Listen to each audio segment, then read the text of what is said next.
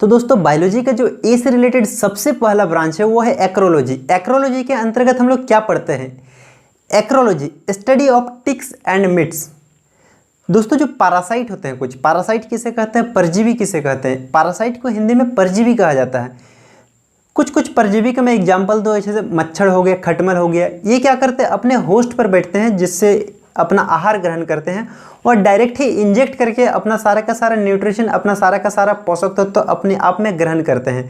जैसे मच्छर हो गया, खटमल हो गया, ये सभी के सभी क्या है? परजीवी है। किसी और पर डिपेंडेंट रहता है अपना जीवन के लिए, किसी और पर डिपेंडेंट, किसी और पर निर्भर रहना, ये क्या कहलाता है? परजीवी कहलाता है। My dear friend, you have warm welcome on study foreign. मेरे प्यारे दोस्तों, आप सभी को स्टडी फॉरन पर हार्दिक स्वागत है। दोस्तों आज हम बात करेंगे बायोलॉजी के बारे में और बायोलॉजी के भी कुछ मेजर ब्रांच के बारे में, कुछ मुख्य ब्रांच के बारे में। जैसे आपसे क्वेश्चन पूछा जाता है पीसी कल्चर।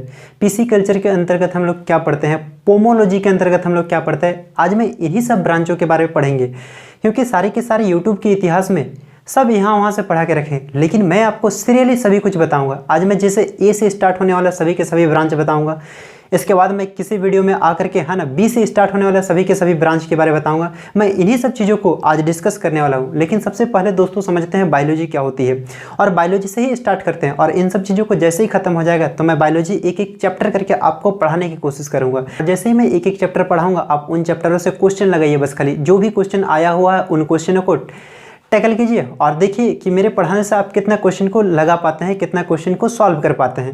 दोस्तों सबसे पहले आज बात करते हैं बायोलॉजी के बारे में। तो बायोलॉजी, ये जो बायोलॉजी वर्ड है दोस्तों, ये बायोलॉजी वर्ड को सबसे पहले यूज करने वाले व्यक्ति थे। इस बायोलॉजी वर्ड को सबसे पहले यूज किए थे लेमार्क ने। लेमार्क ने ही 1802 ईस्वी में ये बायोलॉजी शब्द को यूज किया था। लेमार्क ने ही 1802 ईस्वी में बायोलॉजी शब्द को यूज किया था। अगर आप लुसेंट पढ़ते हैं तो लुसेंट में ये दिया हुआ है कि टर्बेरियस ने भी बायोलॉजी शब्द का यूज किया था। लेकिन सबसे पहले यूज करने वाले व्यक्ति कौन है? लेमार्क। तो लेमार्क को ही हम लोग ध्यान में रखेंगे, क्योंकि बायोलॉजी शब्द का मैं भी यूज कर रहा हूँ अभी, तो मुझे भी ध्यान रखेंगे क्या? नहीं, ऐसा नहीं है। ठीक है, सबसे पहले हम एक ही ध्यान रखेंगे कि लेमार्क ने बायोलॉजी शब्द का सबसे पहले प्रयोग किया था, और कब? 1802 ईस्वी में। ये जो बायोलॉजी शब्द है दोस्तों, ये बायोलॉजी शब्द अपने आप में दो शब्दों से मिलकर के बनी होती है। क्या? दो शब्दों से मिलकर के बनी होती है। सबसे पहला होता है बायोस और दूसरा होता है लोगोस। बायोस का मतलब होता है ऑल लिविंग ऑर्गेनिज्म।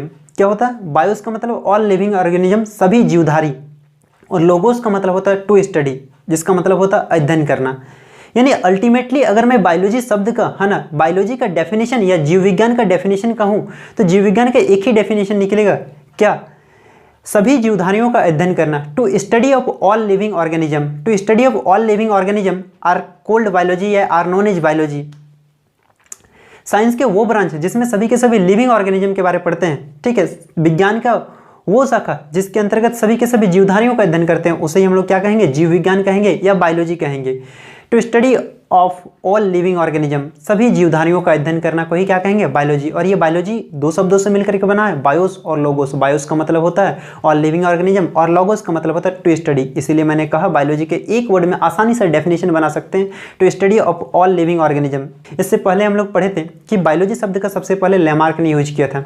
दोस्तों चूंकि ये नेक काम सबसे पहले सभी के सभी जीवधारियों का अध्ययन किया, और सभी के सभी जीवधारियों में कितने प्रकार के जीवधारियों के प्रकार होते हैं, कितने प्रकार के इसके स्पेसीज होते हैं, कितना इसका वैरायटी होते हैं, इन सभी जीवधारियों के बारे में सबसे पहले अध्ययन किया एक व्यक्ति ने, एक यूनानी व्यक्ति ने, एक ग्रीक पर्सन ने, और लिख डाली एक किताब, और वो किताब का नाम है हिस्टोरिया एनिमेलियम। हिस्टोरिया एनिमेलियम किताब लिख डाली एक ग्रीक पर्सन, एक यूनानी व्यक्ति ने। और ये महान काम करने वाले सबसे पहले व्यक्ति थे एरिस्टोटल। एरिस्टोटल को ही हिंदी में बोलते हैं अरस्तु। अरस्तु ने ही सबसे पहले हिस्टोरिया एनिमेलियम नाम का किताब लिखी और सभी के सभी जीवधारियों के बारे में हमें जानकारी दी। और जब ऐसा किया एरिस्टोटल ने, सबसे पहले जीवधारियों का अध्ययन, इसी कारण से हम एरिस्टोटल को ही, अरस्तु को ही कहते हैं क्या? Father of biology. जीव विज्ञान का जनक कहते हैं किसे? एरिस्टोटल को, अरस्तु को। फादर ऑफ बायोलॉजी या जीव विज्ञान का जनक, या बायोलॉजी के फादर या जीव विज्ञान के पिता कहते हैं किसे? एरिस्टोटल को, अरस्तु को। दोस्तों सबसे पहले ये बायोलॉजी को दो भागों में बांटा गया है। सबसे पहले बायोलॉजी को दो भागों में बांटा गया है। एक होगा जो लोकोमोशन करेगा, एक होगा जो लोकोमोशन नहीं करेगा।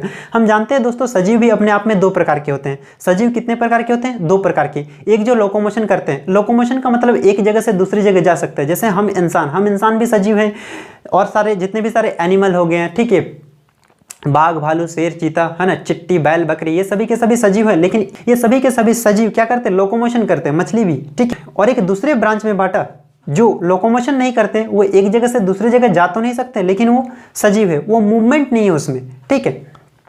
तो दोस्तों जो लोकोमोशन कर सकते हैं, जो एक जगह से दूसरी जगह जा सकते हैं, यानी कहने का मतलब जिसमें गति है, वो उस ब्रांच को हम लोग कहें जूलॉजी। और जूलॉजी को ही हिंदी में क्या बोलते हैं? जीव विज्ञान कहते हैं। और ये जीव विज्ञान के अंदर सभी के सभी जंतुओं के बारे में पढ़ा, और जंतुओं के बारे सबसे पहले एरिस्टोटल ने लिखा है, इसीलिए जीव विज्ञान के भी फादर किसे कहते हैं? एरिस्टोटल के या अरस्तु को। इसलिए फादर ऑफ बायोलॉजी या जीव विज्ञान का पिता या फादर ऑफ जूलॉजी जंतु विज्ञान का पिता को हम लोग किसे कहेंगे? अरस्तु को मानेंगे, एरिस्टोटल को ही मानेंगे। सबसे पहला ब्रांच में बांटा बायोलॉजी को, है ना, वो है जो लोकोमोशन करते हैं, जिसको हम लोग बोलते हैं जूलॉजी या जंतु विज्ञान। जंतु विज्ञान के हम लोग क्या क्या स्टडी करते हैं? सभी के सभी लिविंग ऑर्गेनिज्म के बारे में पढ़ते हैं, या स्टडी ऑफ एनिमल बोल सकते हैं। सभी के सभी जंतुओं का अध्ययन करते हैं जंतु विज्ञान के अंतर्गत। और सबसे पहले जंतुओं के और लिविंग ऑर्गेनिज्म के बारे में स्टडी करने वाले व्यक्ति का ही नाम हम लोग पढ़े थे, एरिस्टोटल ने। एरिस्टोटल ने ही सबसे पहले जीवों के बारे में अध्ययन किया, और जीवों के बारे में अध्ययन करने के कारण ही एरिस्टोटल को ही कहा जाता है फादर ऑफ जूलॉजी भी, यानी जंतु विज्ञान का भी फादर, जंतु विज्ञान का भी पिता कहा जाता है किसे? एरिस्टोटल को, अरस्तु को। इसीलिए चाहे पूछे आपसे फादर ऑफ बायोलॉजी या चाहे पूछे आपसे फादर ऑफ जूलॉजी, कहने का मतलब चाहे पूछे आपसे जीव विज्ञान का पिता या चाहे पूछे आपसे, है ना, जंतु विज्ञान का पिता, दोनों के दोनों आंसर एक ही होगा, और वो कौन होगा? Aristotle. Aristotle was father of biology as well as father of zoology. Aristotle ही जीव विज्ञान का जनक है और जंतु विज्ञान का जनक है। दोस्तों बायोलॉजी का जो दूसरा ब्रांच है, जिसे हम लोग कहते हैं, क्या कहते हैं? बॉटनी, जिसे हम लोग कहते हैं बॉटनी या वनस्पति विज्ञान। इस वनस्पति विज्ञान के अंतर्गत हमने उन सभी चीज़ों को रखा है जो लोकोमोशन नहीं कर सकते, जो एक जगह से दूसरी जगह मूवमेंट नहीं कर सकते हैं, है ना, गति नहीं कर सकते हैं, कहने का मतलब पेड़ पौधे। तो बॉटनी के अंतर्गत, है ना, वनस्पति विज्ञान के अंतर्गत हम लोग क्या पढ़ते हैं? टू स्टडी ऑफ प्लांट, है ना, पेड़ पौधे का अध्ययन करते हैं बॉटनी के अंतर्गत। क्योंकि ये महान काम सबसे पहले एक ग्रीक आदमी ने किया, एक यूनानी व्यक्ति ने किया, जिसका नाम था थियोफ्रेस्टस। थियोफ्रेस्टस ने ही सबसे पहले, क्योंकि दोस्तों एक बात बता दें, थियोफ्रेस्टस अपने आप में एक क्लाइमेटोलॉजिस्ट थे, जलवायु विज्ञान पर वो काम करते थे, ठीक है। वो जलवायु विज्ञान के बारे में नॉलेज रखते थे। वो एक समय एक बार में एक द्वीप चला गया, वहाँ उसे इतना सारा प्लांट का वैरायटी मिल गया ना, तो उसने सारे के सारे प्लांट के वैरायटी के बारे ही एक किताब लिख डाली। तो चूंकि थियोफ्रेस्टस एक ग्रीक आदमी थे, एक ग्रीक पर्सन थे, ठीक है, जिसने बहुत सारे पेड़ पौधों के बारे में जानकारी दी, हिस्टोरिया प्लांटेरम नाम का बुक लिख करके।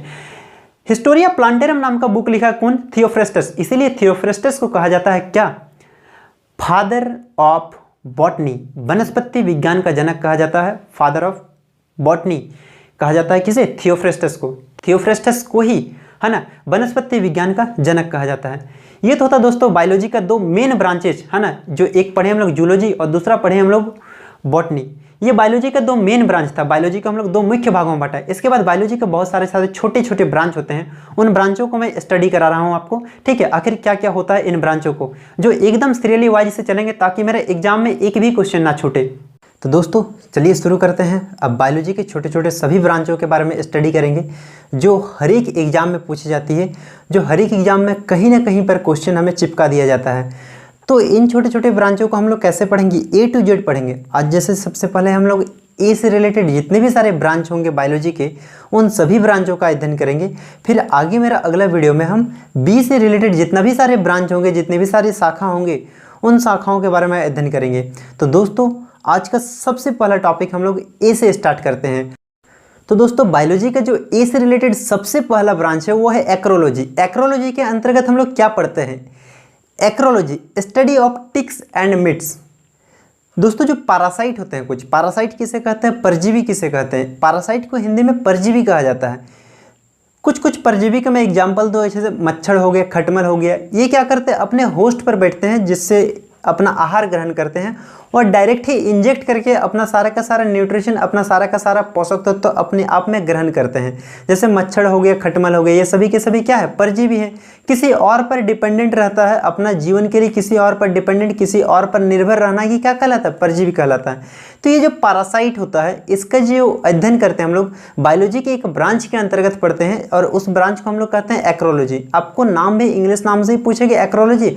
और एक्रोलॉजी के अंतर्गत हम लोग क्या पढ़ते हैं? परजीवियों का अध्ययन, स्टडी ऑफ पैरासाइट बोल सकते हैं, या study of ticks and mites बोल रहे हैं। टिक्स और मिट्स, ये जो फोटो है, टिक के हिंदी टिक ही होता है और मिट्स के हिंदी घून होता है, ठीक है।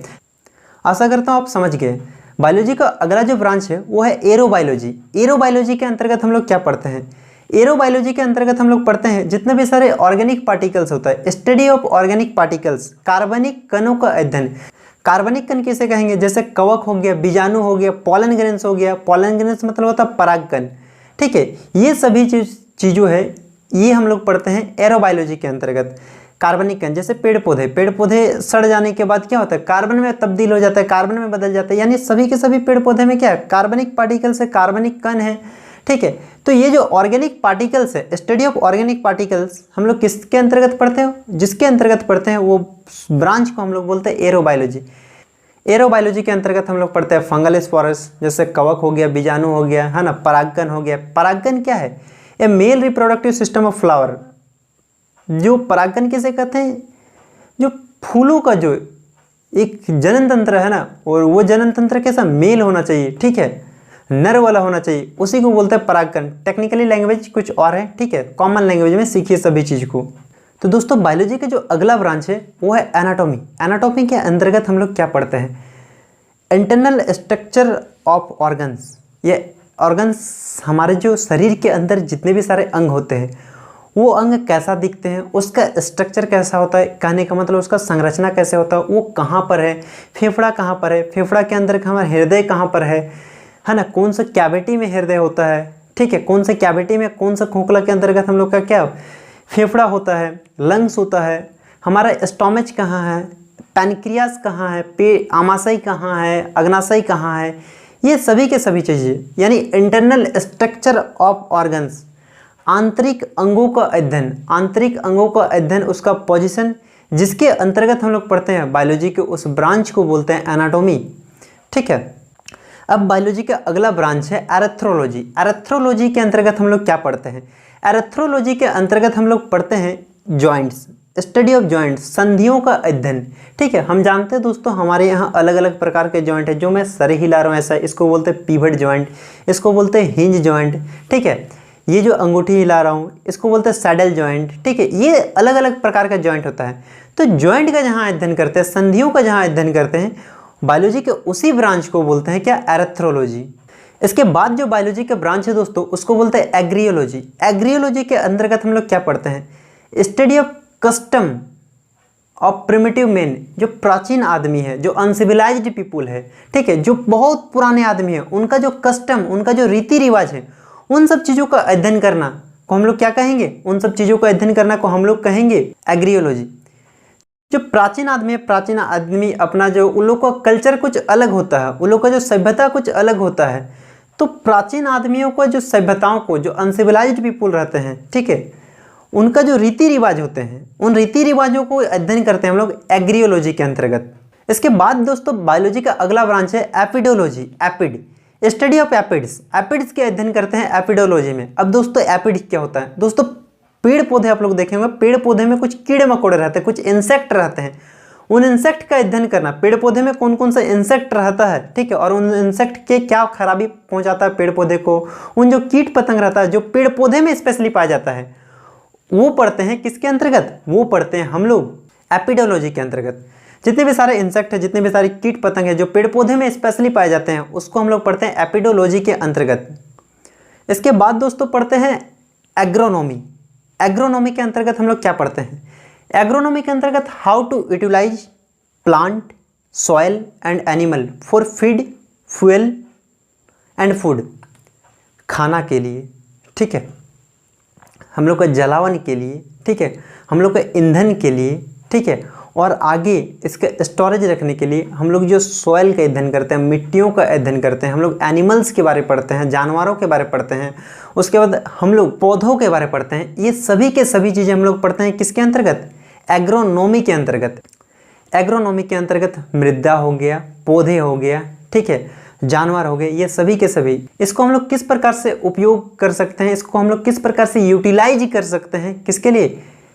फूड एंड फ्यूल के लिए, खाना और क्या, ईंधन के लिए। ये सभी के सभी हम लोग पढ़ेंगे किसके अंतर्गत? एग्रोनॉमी के अंतर्गत। बायोलॉजी का अगला जो ब्रांच है दोस्तों, इसके अंतर्गत हम लोग पढ़ते हैं एंथ्रोलॉजी। एंथ्रोलॉजी के अंतर्गत हम लोग क्या पढ़ते हैं दोस्तों? हम जानते हैं मनुष्यों का धीरे धीरे विकास हुआ है, तो मनुष्यों का किस प्रकार से विकास होता है, ठीक है। तो जिस प्रकार से मनुष्यों का विकास हुआ और वो विकास होने का जो प्रक्रम हुआ, किस प्रकार से विकास हुआ, इन सभी के सभी चीज़ों को हम लोग पढ़ते हैं एंथ्रोलॉजी के अंतर्गत।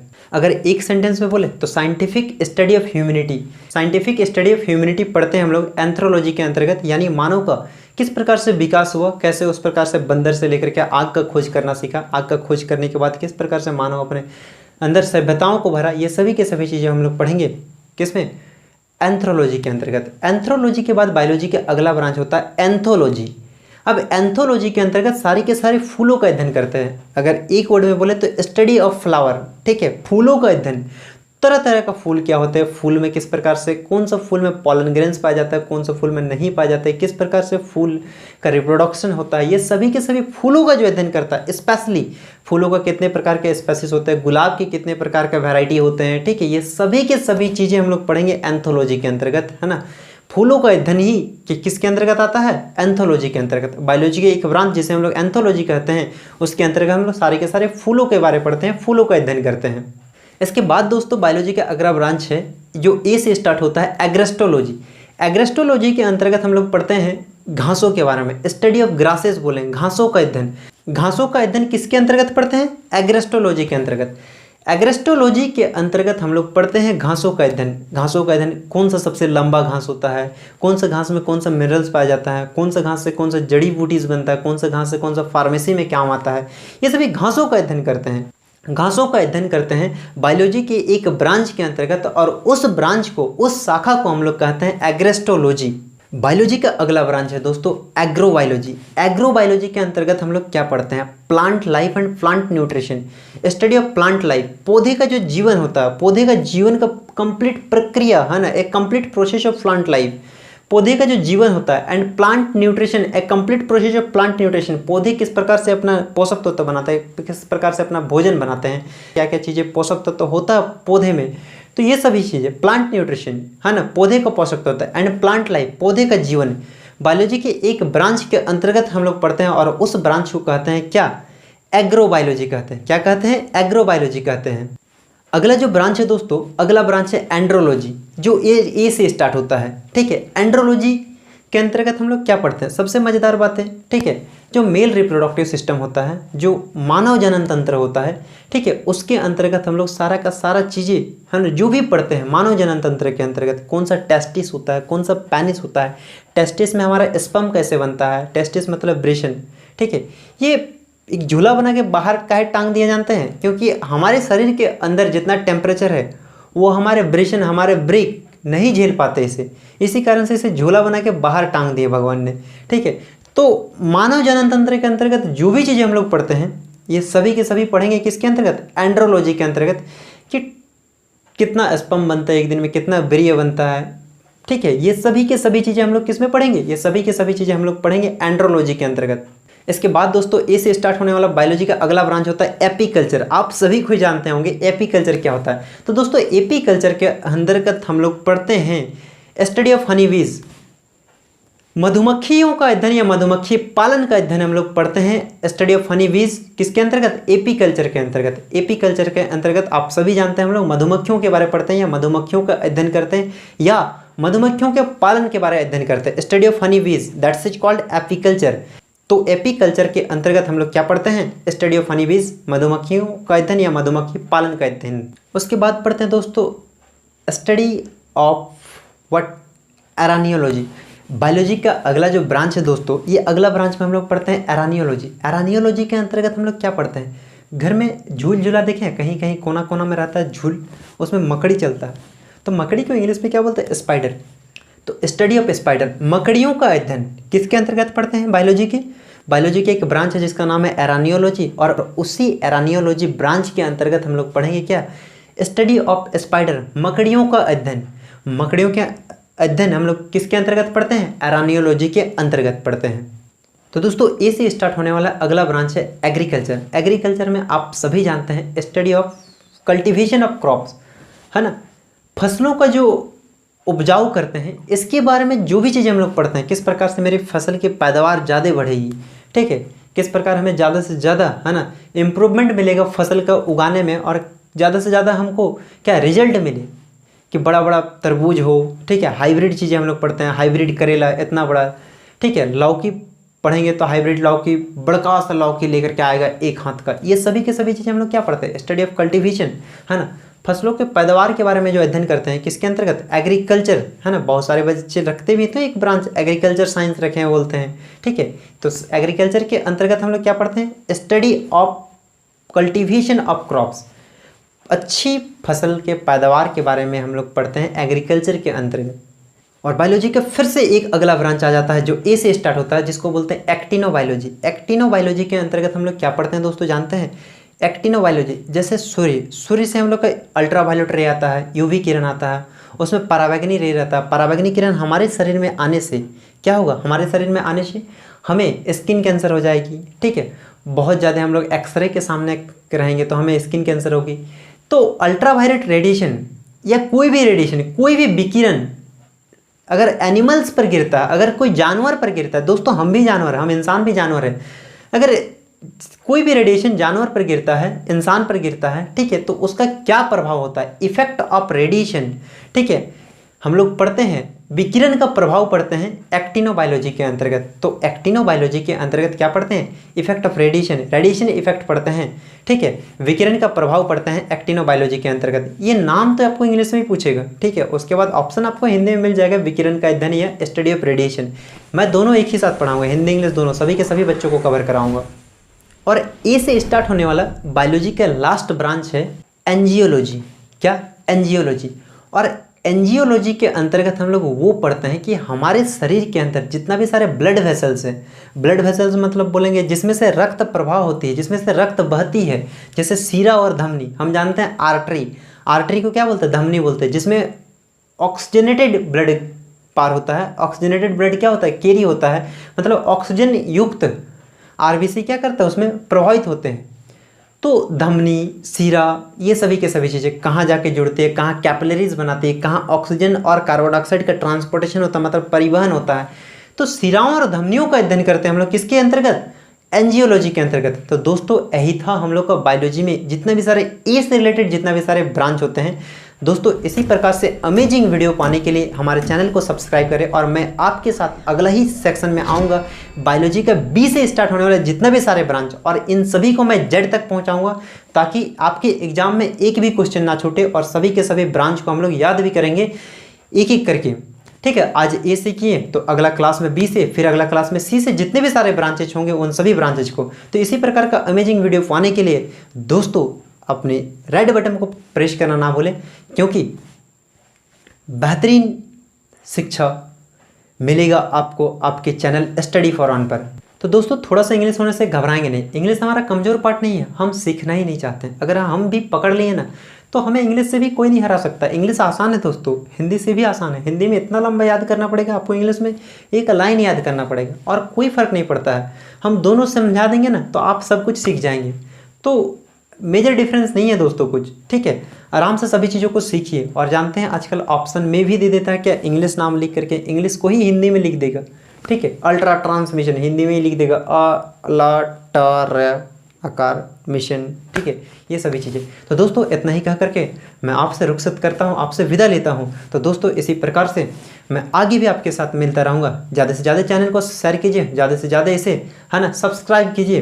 यही आपका कर्तव्य है, और हमारा कर्तव्य है आपको एक बेहतर नॉलेज, एक सही नॉलेज पहुंचाना, जो पूरे के पूरे यूट्यूब में आपको सही तरीके से, डिटेल तरीके से पढ़ाया नहीं जाता। मैं उन सभी चीज़ों को डिटेल तरीके से लेकर के आ रहा हूँ। और जैसे ये ब्रांचेज खत्म हो जाएगा, तो ब्रांचेज खत्म हो जाने के बाद मैं आप लोग को पढ़ाना शुरू कर दूँगा biology. Thank you so much for watching this video.